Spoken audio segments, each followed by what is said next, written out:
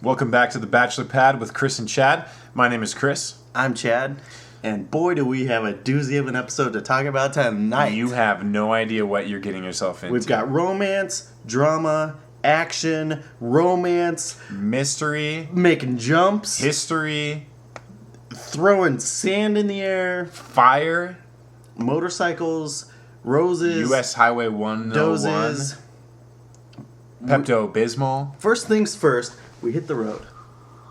We hit the road, and we went on a road trip in the RVs, and we got it done. We really, why are we saying we so much? Because I feel like I'm a part of this. We live our lives vicariously through the Bachelorette. I wouldn't go that far. But our first stop, a romantic vineyard. Yes. One-on-one date with Gia, the New Yorker. Which is a good choice, you know. It's a good choice, you know. Jake's from Texas, Gia's from New York. They've got to find out if they can find some common ground there. And Jake had a lot of questions, understandably so. You know, she demonstrated a lot of poise, walking around in those stilettos. The stilettos in the grass and playing hide and seek in the vineyard. All in all, I would say an awkward date for me to watch, but it seems like they were having fun. It ended well. Gia got the rose. She got the rose. I felt weird. You know, whatever. Commercial break. What else is new? All right. So next stop, group date in Pismo Beach. Dune buggies, sandboarding, sand in the mouth, emotions flaring, but you know, all in all, a fairly just fun. Which brings me to a little piece of dating advice I would like to give everyone out there on Facebook. Actually, if you're gonna take a girl on a date, you know, you could take do something. Exactly. You could take her to a coffee shop. You could take her to a movie. But, you know, get her hair dirty. You're going to have some fun. You're going to run out of things to talk about eventually. But if you're out doing stuff and having shared experiences, yes, those are the things that are going to last forever. You're creating a relational stock. Man, you can go to coffee after that, and then you'll have something to talk about. Sorry, go ahead. I'm just continually impressed by how right Tinley is for Jake. They're rolling around in the sand. He gives her a rose, clinching her spot for another week. And that's all there really is to talk about. She doesn't even have to date. stress that rose ceremony. She's got it in the bag. Man, Tinley was standing there. I'd like to use the word poise again. She's looking good. She's so cute. She's just fun. She's sweet. We'll talk about Tinley more later, if you know what I mean. Oh, yeah. Probably down to the most important part of the episode. I know you're all waiting to hear about this. The 2-on-1 date. Okay, here's what we got going on. We got this going on here. 2 girls out.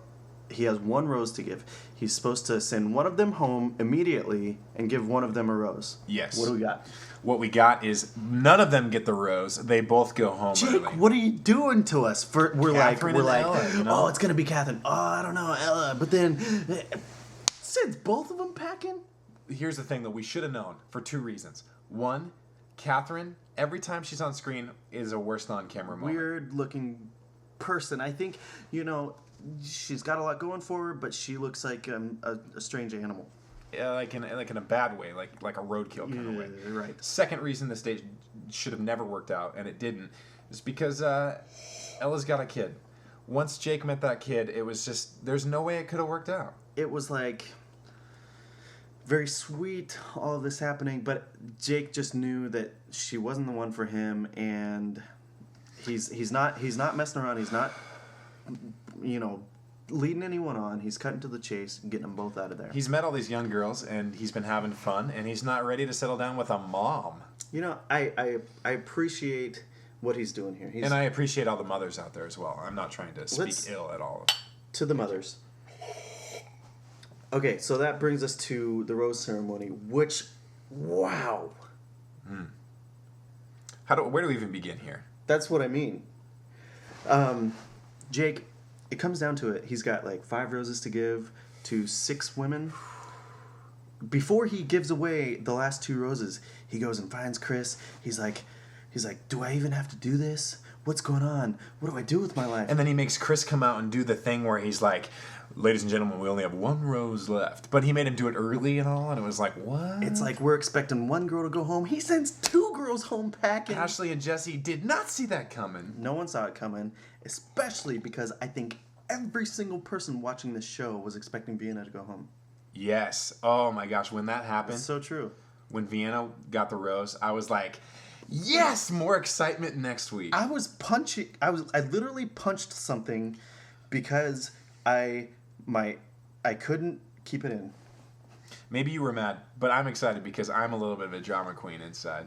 Speaking of drama queen, I think this week Allie really showed us what she was made of by really contributing a lot of drama to the whole scene. She gets the award for drama queen because every time she's with Jake, she's talking about The Bachelor. She's talking about the show. She's playing a game. She's not leading with her heart. She's like scheming. Does Jake really know who she is? I don't think so. They spend a lot of time talking about like the game rather than getting to know each other. Honorable mentions for a drama queen. Jake himself. He was lurking in shadows. Shaven with rocks, maybe? I think he was shaving with an arrowhead, actually. Oh, right. He probably found that arrowhead at the vineyard. Yeah, he was throwing roses and fires and stuff. Man, it was awesome. Also, the sound editors this time, I think they got the soundtrack mixed up with Who Wants to Be a Millionaire. They were laying it on thick. Wow. My heart was beating when nothing was even happening. It was just... Which I would like to send an open letter to anyone from The Bachelor that's actually watching this show. If you could please make the 2-hour show just all highlight reel, that would be so much more exciting. We would be on the edge of our seats for basically no reason, but we love that. I would not watch anything else For 2 hours. for Wow. 2 hours while I'm watching The Bachelor. Okay, let's get down to it. The impression rose. I'm sticking with my guns on this one. Tinley is in it to win it.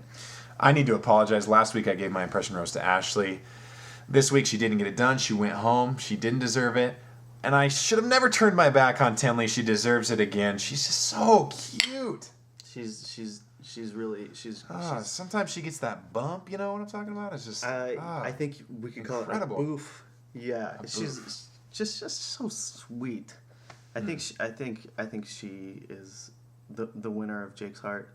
We need to finish this up. All right, fair enough. I'm going to say a few things before we go. First off, thanks to our friend John Deal for giving us the idea to do this show. He deserves some cred. And really inspiring us to Be better human beings. not be ashamed of our love for this television Oh, show. right. We need to shout it from the rooftops, you know? Right. I Why mean, keep this in the if dark? we're gonna watch this and enjoy it as much as we do, let's be proud of it. Let's make a series about it. Yes. And if you'd like to say something, ask a question, maybe we'll give you an answer in next week's episode of The Bachelor Pad. Let us know what you think. Let us know if you have someone in mind for Chris to take on a date. You know, we could make our own series of The Bachelor out of this. You know, who knows? Maybe Let if us I know make what an you ugly think. enough face, nobody will want me. Who wouldn't love this guy? Who wouldn't love this mug? Whatever. Thanks for tuning in. We love you. Good night, ladies and gentlemen.